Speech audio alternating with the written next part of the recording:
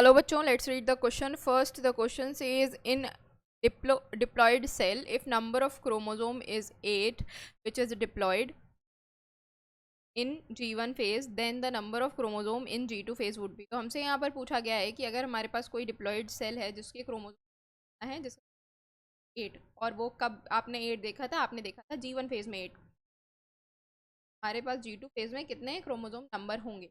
अब बच्चों ये बात हो रही है आपकी किस माइटोसिस की बात हो रही है, माइटोसिस की बात हो रही है तो पहले सेल साइकिल की बात कर लेते हैं। आपकी कुछ फेज यहाँ पर होता है आपका G1 फेज, ये होता है आपका S फेज और ये होता है आपका तो अब अगर मैं बात करूँ यहाँ G1 फेज की, तो फेज में आप क्रोमोसोम बताए थे 8 बताए थे और सेल कैसी थी, डिप्लॉइड थी यानी नंबर ऑफ क्रोमोसोम।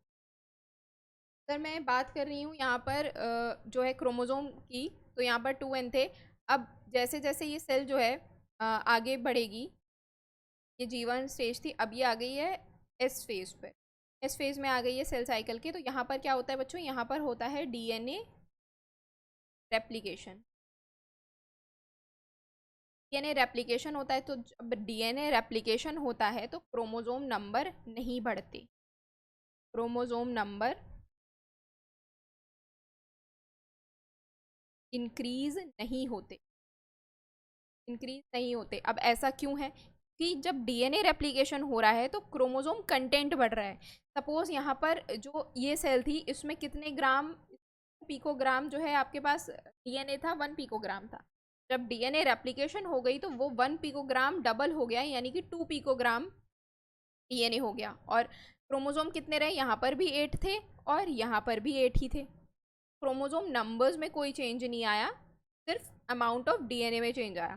फिर ये जो सेल है वो आगे मूव कर गई, में आ गई। फिर क्या हो रहा है बच्चों, प्रोटीन सिंथेसिस हो रही है, यहाँ पर क्रोमोसोम नंबर चेंज नहीं हो रहे, यहाँ पर क्रोमोसोम नंबर चेंज नहीं हो रहे, तो G2 में भी आपके कितने रह गए, 8 8 8 और डिप्लॉइड।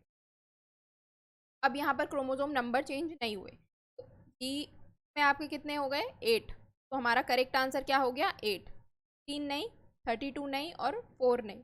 अब बच्चों यहाँ पर एक चीज़ और है याद रखने वाली, जब भी आप G1 G2 के बारे में बात कर रहे हैं, S के बारे में बात कर रहे हैं, क्रोमोसोम नंबर के बारे में बात कर रहे हैं, तो सेल साइकिल में आप बात कर रहे हैं माइटोटिक डिवीजन की, एम फेज की या माइटोटिक डिवीजन की। तो माइटोटिक डिवीजन में क्या होता है बच्चों, it is a equational division.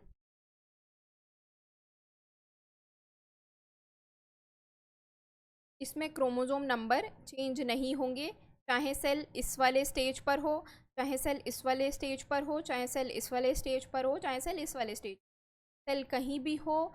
यहाँ पर माइटोटिक डिवीजन जब भी हो रहा है उसमें सेल के क्रोमोसोम नंबर पर कोई फ़र्क नहीं पड़ेगा, क्योंकि जब भी हम माइटोटिक डिवीजन से डॉटर सेल बनाते हैं, सपोज तो पेरेंट सेल इसका 2n नंबर ऑफ क्रोमोसोम था, तो जब इसका डिवीजन हुआ तो हमें डॉटर सेल कि क्रोमोसोम नंबर भी ठीक रहेगा, इसमें कोई चेंज नहीं आएगा।